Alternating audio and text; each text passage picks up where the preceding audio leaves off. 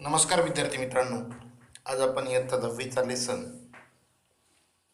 Book revive Swami and friends by R.K. Narayan हा पाठ बघणार आहोत.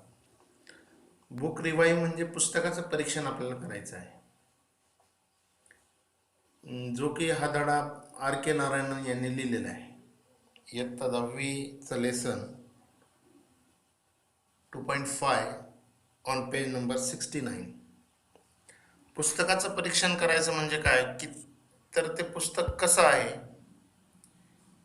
त्याचे फायदे काय, त्याचे तोटे काय आणि कोणत्या वर्गाला ते वाचण्यासाठी चांगलं आहे याची माहिती आपल्याला घ्यायची आहे. Bye R.K. Narayan. R.K. Narayan या लेखकाने हे पुस्तक लिहिलेलं आहे आणि त्याचं परीक्षण, रिव्हाइव्ह म्हणजे परीक्षण. जसं एखादा आपण चित्रपट बघितल्यानंतर तो चित्रपट कसा होता हे जे सांगतो त्याला आपण परीक्षण म्हणतो. किंवा एखाद्याबद्दलचं चांगलं, एखादी गोष्ट फायद्याची आहे की तोट्याची आहे हे ज्यावेळेस ऑब्झर्व करतो, परीक्षण करतो, रिव्हाइव्ह करतो, तर ते पुस्तक चांगलं आहे की तोट्याचं आहे हे परीक्षण येथे दिलेलं आहे, ते आपण बघणार आहोत. A little bit about the book. पुस्तकाबद्दल थोडीफार माहिती दिलेली आहे. पुस्तक बघा, अशा पद्धतीचं पुस्तक आहे. विद्यार्थ्यांना तुम्ही म्हणजे इयत्ता 10वीच्या विद्यार्थ्यांना वाचण्यासाठी हे पुस्तक आहे. स्वामी अँड फ्रेंड्स, त्या पुस्तकाचं नाव आहे स्वामी अँड फ्रेंड्स. तर तुम्ही बाजारातून, मार्केटमधून तुमच्या वडिलाला सांगून हे पुस्तक वाचा. Anything I mention about the book can be mistakenly understood as a spoilers. ज्यावेळेस हे पुस्तकाबद्दल मी सांगेल त्यावेळेस तुम्हाला हे पुस्तक स्पॉयलर आहे किंवा बिघडवणार आहे अशा पद्धतीची मिसअंडरस्टँडिंग तुम्हाला होऊ शकते. So I would rather give a glance in to the book without mentioning any events or plots of the story. म्हणून मी त्या पुस्तकाबद्दल विशेष माहिती न सांगता, त्याच्यातल्या कॅरेक्टरची, प्लॉटची, त्या गोष्टीबद्दल विशेष माहिती न सांगता त्या पुस्तकावर एक प्रकाश टाकण्याचा प्रयत्न या रिव्हाइव्हमध्ये करणार आहे.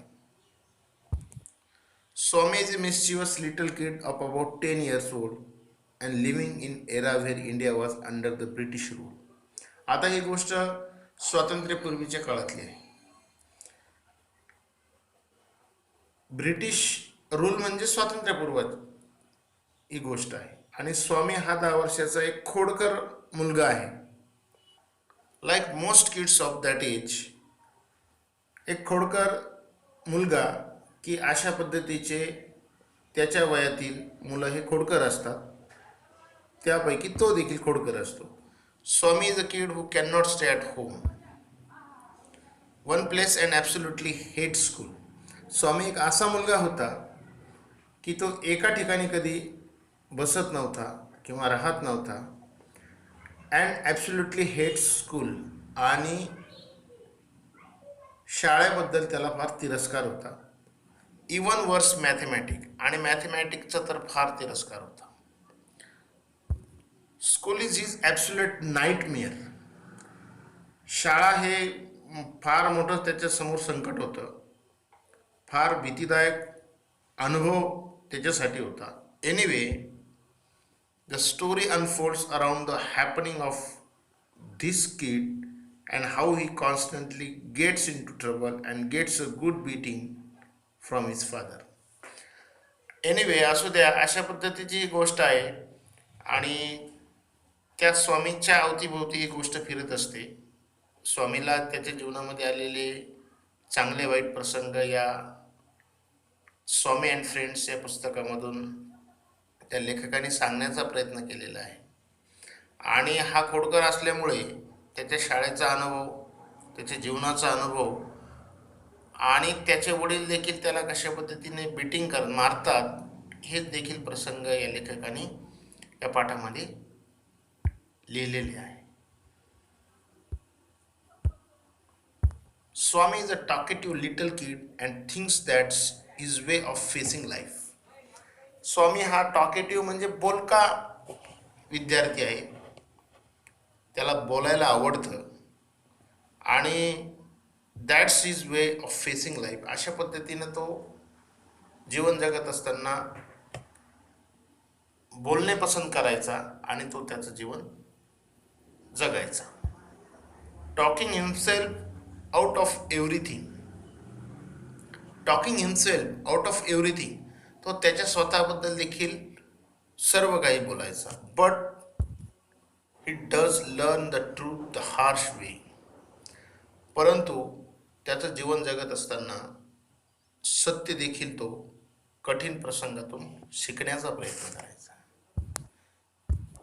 As many teens back then all he wants to do is play under the sun, kick something. आणि मग अशाच पद्धतीचे त्याच्या वयातील विद्यार्थी देखील बरेच अशा पद्धतीनं वागायचे. All he wants to do is play under the sun. आणि जे काही करायचं तो प्ले अंडर द सन, मोकळ्या मैदानात करायचा किंवा सूर्य असताना करायचा. Kick something, climb a tree. Kick something, कोणाला लात मारायचा.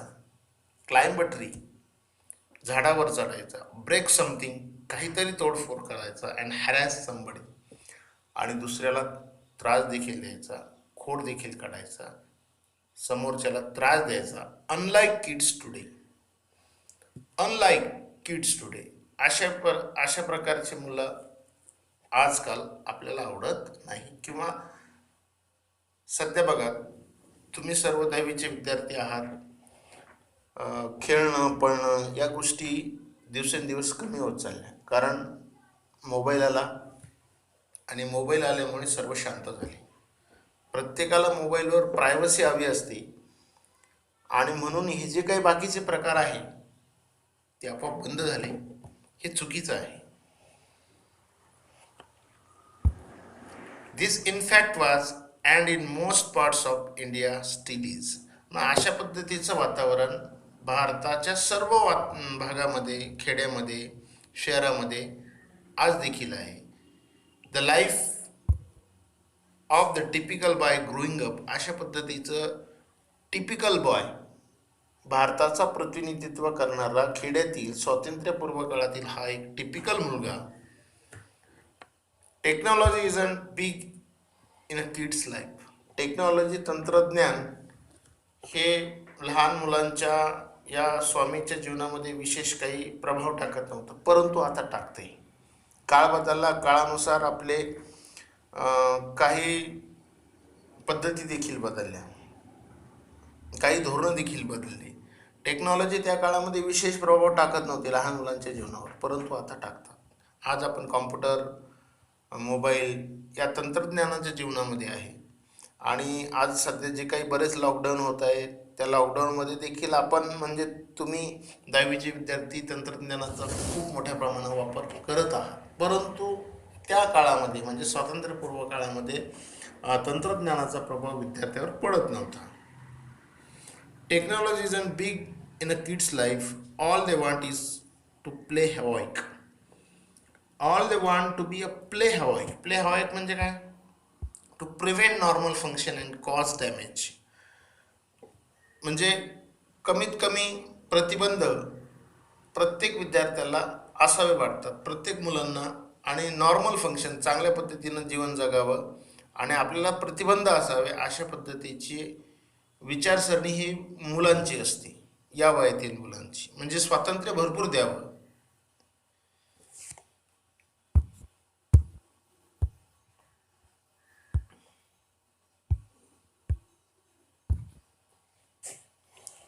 In what ways is Swami a typical boy in this growing years. कशा पद्धतीने या वर्षामध्ये तो टिपिकल होता.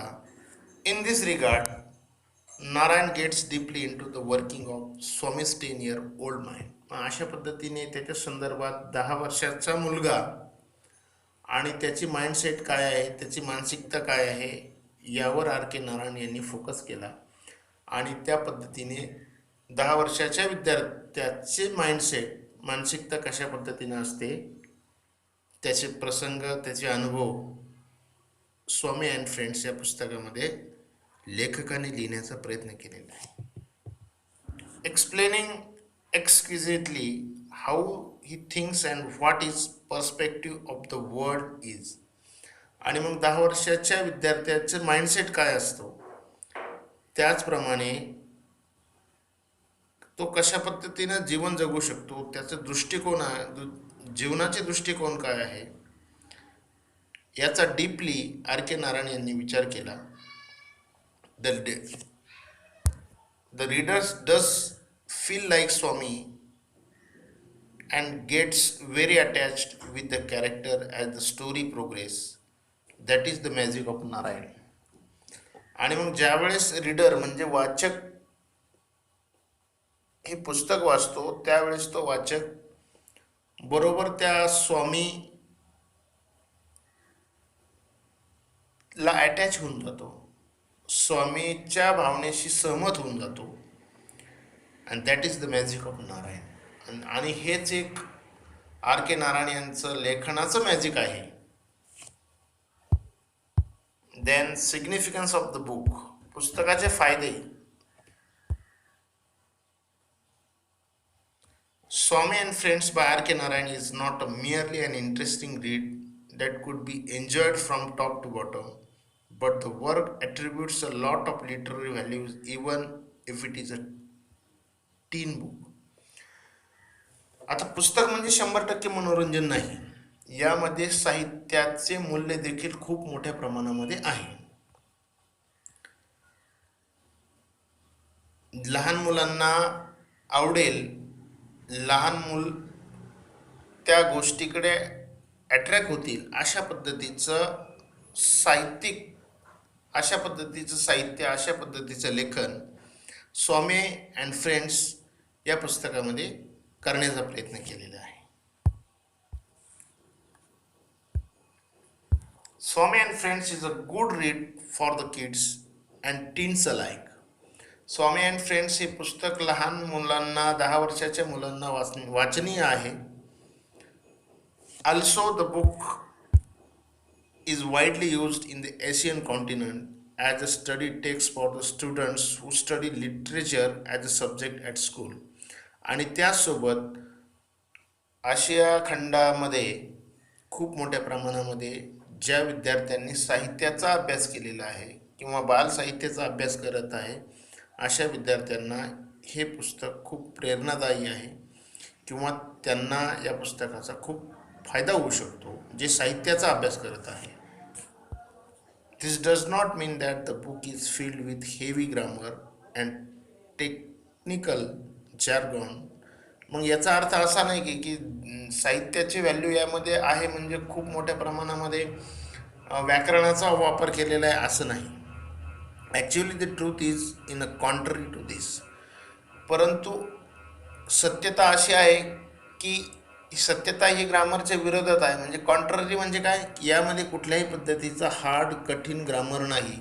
पुस्तक खूप गाजलं, खूप यामध्ये साहित्याचा व्हॅल्यू आहे. याचा अर्थ असा नाही की खूप अवघड ग्रामरचा समावेश या पुस्तकामध्ये केलेला आहे. Swami and Friends is written in such simple English it is hard to imagine that it is a work of a such literary genius like R K Narayan. आणि मग हार्ड टू इमॅजिन, तुम्ही कल्पना देखील करू शकत नाही की स्वामी अँड फ्रेंड्स या पुस्तकाची लँग्वेज अत्यंत साधी, सोपी, सरळ आहे. यामध्ये खूप कठीण ग्रामरचा देखील समावेश केलेला नाही. आणि हेच श्रेय आर के नारायण यांना जातं. त्यांच्या लेखनाचं श्रेय हेच आहे. The English used in the book is both plain simple without any troubling word for the kids. आणि यातील जी काही भाषा आहे अत्यंत सिंपल आणि साधी, सोपी, सरळ आहे, प्लेन आहे. Without troubling word for the kids. विद्यार्थ्यांना ते शब्द वाचत असताना ते कठीण आहे असं कधीही वाटत नाही. Also the use of simple and short sentences adds to the simplicity of the book. आणि साधे साधे छोटे छोटे वाक्य दिलेले आहे की ज्यामुळे या पुस्तकाची सिम्प्लिसिटी वाढते, साधेपणा वाढतो आणि विद्यार्थ्यांना ती भाषा आवडते.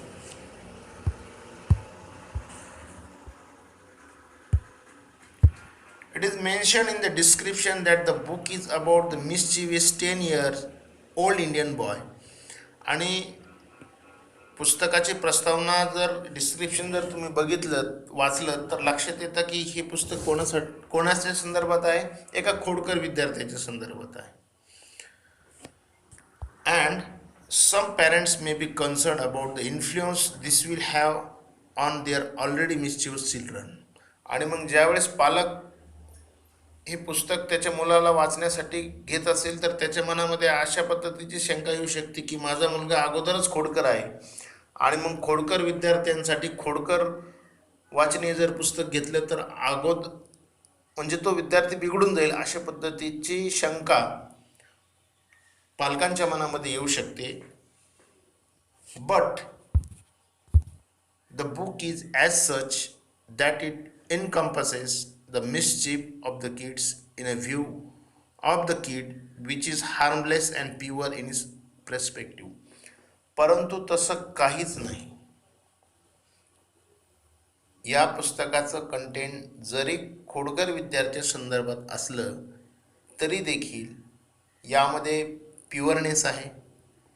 त्यानंतर हार्मलेस, कुठल्याही पद्धतीचा हार्म, कुठल्याही पद्धतीचा त्रास किंवा कुठल्याही पद्धतीचे तोटे अजिबात होत नाही.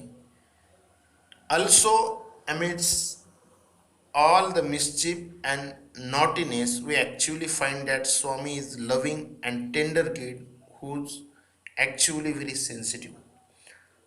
स्वामी हा विद्यार्थी खोडकर जरी असला तरी तो संवेदनशील होता. संवेदनशील म्हणजे त्याला समाजाची जाणीव होती, कुटुंबाची जाणीव होती, त्याला त्याच्या अनुभवाची जाणीव होती. Actually he is very sensitive. It is also a known fact that mischievous kids are most sensitive and loving people of all. आणि मग असं नाही की खोडकर किंवा त्यांना समाजाची जाणीव नसते, परंतु निश्चितच जे काही विद्यार्थी आपण त्यांना खोडकर मानतो ते संवेदनशील असतात आणि दुसऱ्यावर ते मनापासून प्रेम करतात, दुसऱ्यांची काळजी घेतात. And R.K. Narayanan does a great job conveying that of all of us. आणि R.K. नारायण यांनी त्यांच्या लेखनातून सिद्ध करून दिलं की जरी विद्यार्थी एखादा खोडकर असला किंवा मुलगा खोडकर असला, तो खोडकर असला म्हणजे तो संवेदनशील नसतो असं नाही. त्यांनी त्यांच्या लेखनातून हे सिद्ध करून दिलं की खोडकर विद्यार्थी, खोडकर मुलगा देखील संवेदनशील असतो, तो देखील चांगल्या पद्धतीनं जीवन जगू शकतो आणि त्याच्या लाईफचा अनुभव हा दुसऱ्यांना प्रेरणादायी असू शकतो. हे या पुस्तकातून R.K. नारायण यांनी सिद्ध केलं.